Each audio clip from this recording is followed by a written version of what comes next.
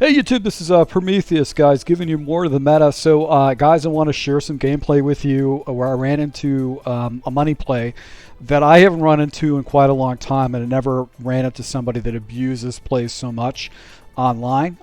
He actually blended it in with some other different plays and stuff like this, but this was a money play that he would run, and I had a hard time stopping it because I just wasn't prepared for it. I ran into this before, but not as effectively as this guy, how he ran the particular play, and I'll show you basically what he was doing so you can get a better feel for basically his play. So the guy was actually using the Bengals as his team. I'm using obviously the Dolphins, like the baseline conservative. He came out in a gun formation initially. You know, a lot of times you just try to figure out what your opponent likes to do online. So he comes out of the gun, trips tight end. And I think I just jump in like cover 3 match just to see if this guy actually can make any kind of reads at all. So he's got basically 3 wide receivers over here. He's got his 1 running back. He's got his tight end, and he actually kind of blends in a play that is gonna be his milk and butter, like his bread and butter type play. I had another defender out there in a flat zone. He actually just does like a kind of like a RPO type run on the inside, the cheat inside zone, and now he actually jumps into his play. So basically, this play is in the Lions and the and also in the Raiders playbook. And essentially, what he's got is he's got himself a post that goes over the middle of the field. He's got a motion wide receiver that basically comes out and does a wheel route that comes up, and he'll have an inside whip, and then he's got a streak to clear things out. Now, the play actually comes stock with the table route, but what he was doing is he was turning this into basically a fly route or a streak route with the running back, and he was actually hitting the seam with that. So I think that's initially what he does with this. I'm playing down in the box right there, start carrying. You can see this guy's actually carrying these 2 defenders up. I'm carrying over the top. This route is pretty much locked up, but you can see the running back is wide open, and he actually goes in and throws the running back right there and actually gets a nice little completion. So I didn't really know exactly this play because I haven't ran into it in a long time, and I didn't have anybody that ran this play as efficiently as this guy did. So I jump into basically cover 4. I think it was palms, just like that. He actually does a little RPO. My defender's out there in the flat. Should come down and bite that, but it doesn't actually bite it correctly. It actually picks up a good 15, 16 yards on just a small little RPO play with a quick out. So back at it again, sliding my guys over, playing cover 3. I decided, because he actually kind of like he threw underneath and then he threw a flat route, I decided to do hard flats here in this type of situation. And now what he's doing, he's running the same play. He's got a streak. He's got an inside whip. He's got this guy motioning out to actually come up, and then he's got a deep post over the top, and then a wheel route underneath. So what he was doing is he was flipping the play, and sometimes it's difficult to you know, if you master play and you flip it, sometimes it takes a while for your opponent to adjust to that. It's a very simple and easy strategy. Look at this. He actually throws that little seam route really quick because no defender comes out that plays it. He sees the leverage. Nobody's out there, and my defender does not come down and play that. So that's a challenge right there. You know, Huddles flips the play once again, running the same exact play. And actually, I go with hard flats. And I think what I did is I dropped this guy into a zone. With the hope that he's actually going to go ahead and play that correctly. So right here, he does the same play once again. And this guy's pretty matched up. You got a matchup right here. I've got an underneath route. I got this route. And my responsibility is to play with this guy and carry him over the top. I don't make the right adjustment. I come down and I bite to the running back. I just felt like the running back was going to get over the top of it. And you could see that this out route, this deep post actually opens up, and he's able to go ahead and cut the ball into the end zone for a touchdown. So he ran that play, 3-4 times against me. He's able to go ahead and carve me up with this play. So after you get burnt on one particular play that's very hard to stop, you're like, oh crap, what do I got to do to stop this? And I share with you that immediately after I got out of this game, I was like, okay, I got to go back into the lab and find defense for this particular play, because if I run into this again, I don't want to get beat by it again. So now, second series, scores tied 7-7. He's doing pistol Y off, so he jumps out of his primary offense, his money play, and just starts running, using, basically a different type of running formation. I'm expecting some type of a stretch player like this. He does do a stretch, and he actually cuts it back up. I have my guys shifted off, and he just cuts it right up in the middle of the field. So just a really good read of a blocks. Outstanding. This guy would blend in stretch plays and all that kind of stuff. Right here I go into basically an Okie roll dollar defense, just because I wanted to give him just kind of a different look. He audibles out of that formation, jumps into another formation. Pressure comes in, but look, just a fast, smart read. Hits the seam. I'm out of position with my defensive back, and he gets another first down. So this guy was just chewing apart my defense for the most part. I was making bad decisions across the board. He actually has two tight ends right here. He's got basically two tight ends, a running back, another tight end. And he's got a single wide receiver over here. So I'm not really worried about these guys beating me deep. So this is why I jumped into cover 4. And I'm going to play this guy down to the box for any kind of an outside run. And I think what he does is he does basically a jet sweep. And I'm trying to fill the gap because he's run the gap. He actually on the backside right here, Chase gets picked up and bottled up after a 4-yard gainer. So this guy's using jet sweeps against me. He's doing RPO plays. He's got his motion play, money play, just very hard to stop. So right here he goes into a doubles formation. He's got 2 wide receivers on this side, 2 wide receivers. He's got his 3rd wide receiver, which is the running back. So I think I'm just running just a basic cover 3. And he goes with an outside jet sweep. This is one of the better jet sweeps because instead of the running back coming to the backside, the running back will come out and block. I like, if I do use a jet sweep in my scheme, I like to use the one where the running back comes out to the outside. And you can see he actually picks up a really good chunky change right there with that jet sweep. So he's got another 4 yards. And what he's really doing right now is this guy was extremely good in clock management. He's chewing the clock down against me because I get the ball in the second half. And he doesn't basically want to be in a situation where he's going to get the ball back. So I jump into Okie roll, basically cover 2 coverage. This is not what the type of thing that I want to use. He's got just basically a bubble, RPO. He's got that little out. Pretty much could go anywhere he wanted with it just because this defense is not good against RPOs. And right there he actually goes and picks up another first down. He kind of chews the clock down against me. So down to almost inside a minute or so. Now I actually jump into a defense that is probably the best defense I can think of for his money play. So he jumps into his money play once again. And what I did is I manned this guy up right here. And my responsibility is to look for the deep post that goes over the middle of the field.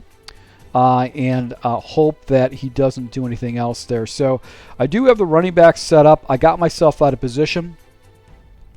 I should be playing this area right here, but I just didn't play this correctly, and he actually sees it correctly. He dots me up with the deep post, and he's able to go and turn that ball down into the 10-yard line, and he's actually just chewing the clock against me right now. So I should have took a timeout in that situation, but I didn't. It was just poor clock management. Now you just go with the Okie roll cover 3. He does another jet sweep against me. Picks up a few yards in that type of situation, goes to normal Y off. Similar situation. I decided to go ahead. I think I jump into basically a double A gap blitz, and I put these guys out in the hard flats to play the underneath. And then what I'll do is I'll spy this guy up. I'm going to use my deep defender and try to play the outside. Here's the problem with this defense, the way it's set up. I should be pressing my guys down and letting him try to beat me in the back end of the end zone, but I don't press. And as a result, this type of situation, he actually goes ahead. I don't think I had my guys man-aligned, and that's why the press animation wasn't set up. So I didn't set this defense up correctly. And this dude was making phenomenal decisions throughout. Pretty much, he made one bad decision in this game, but for the most part, his offense was lit. He just made really good decisions with his offense for the most part. So right here, I got the ball on the 40-yard line. I'm just trying to get myself maybe in field goal range against this guy. 4 seconds left. It's really kind of a garbage play because he didn't leave me. He left me time for 2 plays. And he actually sends a house against me, and this is what cost me the game right here. I get hit, sacked, fumble, and basically he goes in and takes the ball into the end zone. on a garbage play at the end of the half.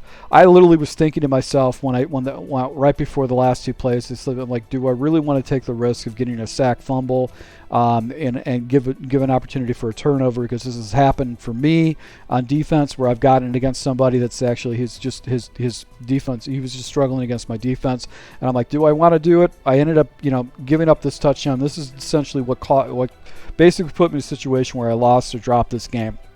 So back on defense again, you could see him down by a score. I was able to go ahead and get the ball in the end zone against this guy. He really had a hard time stopping my offense. I pretty much ate him up. He had a scheme on defense that he couldn't do anything about it. So now I try to use this Okie roll defense just to give this guy kind of a different look. I go with a cover 2 version of it. He actually drops it down to the flats. So this guy he stole yards, man. Like, one of the things of being a really good offensive player is steal yards. If your opponent gives you yards, you just steal them. Don't try to go and press things above what your opponent is giving you. Just go ahead and take it. This guy actually basically gave himself up in that situation. He knows if he scores again against me, this game's pretty much toast. So I go ahead and do basically a really aggressive blitz. He's got two tight ends over here, running back. He's got these 2 wide receivers. I figured I'm just going to go and blitz this guy and hope that nothing happens. And because this guy's down in the box, I've got a deep third, I've got a carryover. My responsibility is play in the box and try to defend against any kind of streak by the tight end. But what he does is he goes into a stretch play. And look at the blocking, man. These dudes just they just basically tied me up. Blocking is excellent right here. Really, really good blocking. And he's able to go and pick up some more yards against me. So I'm in a bind right now, man. He's just chewing the clock against me. He's up by by a cheap score at the end of the half. And I'm like, I need to get a stop against this guy. So he jumps into basically this play, which essentially is a bunch nasty. He's got his 1 wide receiver here. He's got his running back. So I think what I did is I really didn't have a defense set up for his 1 money play. I basically send this guy down right here. So I go with the little dragger underneath. This is pretty much bottled up right here. But you can see what this guy liked to do. He liked to do kind of a mesh levels concept. So he would have something underneath it, and then he have a deep post over the top. And right here, he actually tries to go and hit me with the post, and he throws right into my user, and I'm able to pick this guy off. But here's the problem with this guy. This guy's got a really good offense. And I'm in a situation where I'll be able to go and score against him, but now I got to stop him in the last series and try to prevent this guy actually getting a field goal against me. So scores tied 3-3. He's got 3 minutes left on the clock. This guy starts doing milk and cookies against me, but I think what he does is he actually jumps into some of his other plays. So I'm doing this Okie roll play. And the reason I'm doing Okie roll is just you get a bunch of people down in the box, and then they have to read everything afterwards. It's very hard to read the coverages, and I like to go ahead and take those inside linebackers and put them into different types of coverages. So now he actually comes back into his money play right here. So I've got this guy manned up, which really was a bad decision. I should definitely have this guy manned up, but this is not the defense that you want to have for his money play. So I have to go ahead and look for the deep post route. This post route over the middle field is what I should be looking for. He's got this route that actually comes over the side, and then he's got his little whip route, and then he's got a streak on the back side right here. This is the wrong defense. You should be running a cover 3 match, but look what he does. I actually bounce into his guy, and he checks it down to the inside whip, I believe, right here. And that's just another problem with this play. This play is very hard to stop, is that inside whip is very, very deadly. So this guy's jumping into this play. This is like the game's on the line right now. He needs to get into field goal range, but he's going to use this play against me, and I really do not have an answer for it at all. So right here actually goes back to the bubble play. Picks up a nice little chunk of yards right there, 7 yards. So he's blending in this RPO. He's actually blending this other his motion Y play. That's just really hard to stop. Right here, I jump into this particular play. Now, the reason I'm doing this is I want to have a vert hook over here. So if this running back comes out, the vert hook will follow. I should have another, and this guy's going to carry over the top. I've got a 3-rec hook over the middle of the field. I've got a quarter flap in this type of situation. So my responsibility is to carry with that play. I do hard flats out here, and I really should be jumping onto this guy right here. This should be the guy that I'm looking at, and I don't think I do. And I think what he does is, look, he just automatically pops that inside whip right there and gets some easy yards. So that's the challenge of stopping this this motion Y post, is that inside whip. You can throw that thing deliberately right away, and it's really, really hard to stop initially. So right here, basically, I think I'm running the same type of a defense. I've got a hook zone right here that's trying to fall right here. I'm using this guy right here. I've got a cover 3. I've got a vert hook off the backside. And what he does is he throws right here. Everything's locked up. And look at this. Okay, so I've got this play locked up. I've got this play locked up right here. This route, these guys are carrying. And he's got this guy with a man on it. This guy's not his first rodeo. He knows what he's doing. Look, he playmakers the dude. I actually got myself a penalty because I hit his dude with my user, and he playmakers this guy up. I send my guy down to spy him, and he's able to go ahead and hit this dude. His running back route right there to get into field goal range. So I did have the play locked up with the cover 6, but it's not the perfect defense per se. So now I go ahead and try to hit him with some type of pressure in this type of situation. I figured I'm going to go ahead and hit him with pressure. He tries running the ball, and as a result, I go ahead and get him into a 2nd and 11. Take my first timeout against him. Back at it again. Once again, he's flipping these plays, so it's very, very difficult to stop this. Motion my guys over. I can run into the cover 2, and this play just destroys cover 2 right here. I think he just I got pressure, comes off the edge. I catch him off guard, but it will open up against cover 2 eventually. So right here, back to the trips tight end. I go ahead and motion my guys over in this or push my guys over. I got these guys manned up. I've got basically the zone flat out there against them. And I've got, I'm hoping I can go and stop these plays. He goes with the motion flat, and look at this, what he does. This guy slides out, and I think what he does is he pops this route right here because I've got like a quarter right there. So he actually does a nice little inside pass lead and actually comes down with that ball. So that's pretty much the game after that. There's really not much I can do about it. He pretty much took away my opportunity to stop this guy. He goes ahead and does a run right there. I didn't realize, I'm like, this guy's too close for field goal range. I didn't really get any kind of stop against him. I'm right here. I go ahead and take a timeout once again and basically go ahead and try to hit him with some pressure. He goes back to the same play again. It's just an outside zone read, and he's just chewing my timeouts right now. Right now it's just a timeout game, and he takes a timeout himself. In this type of situation, I go ahead and decide to go and drop my zone flats, all my flat zones to 10 yards, hoping that he's not going to be able to plug it into the end zone. Maybe he'll make a bad read. QB contain my guys, and I think I threw up a spy against this guy because I don't want him to go ahead and throw underneath. I think he's going to try to go ahead and put the ball into the end zone in this type of situation. And I don't see him doing anything like that where he's getting anything in the end zone. So right here, he's making some adjustments, and basically I think he's got another motion play, simmer play right here. And my guys are just sticking. He doesn't know where to go with it. He takes off this quarterback. I go ahead and send my spy. He gets himself into 4th and 2, runs himself out of bounds, and kicks a field goal right here to go up by 3 points, and really pretty much didn't leave him any time left over to do anything with this guy. So this is a pretty good game.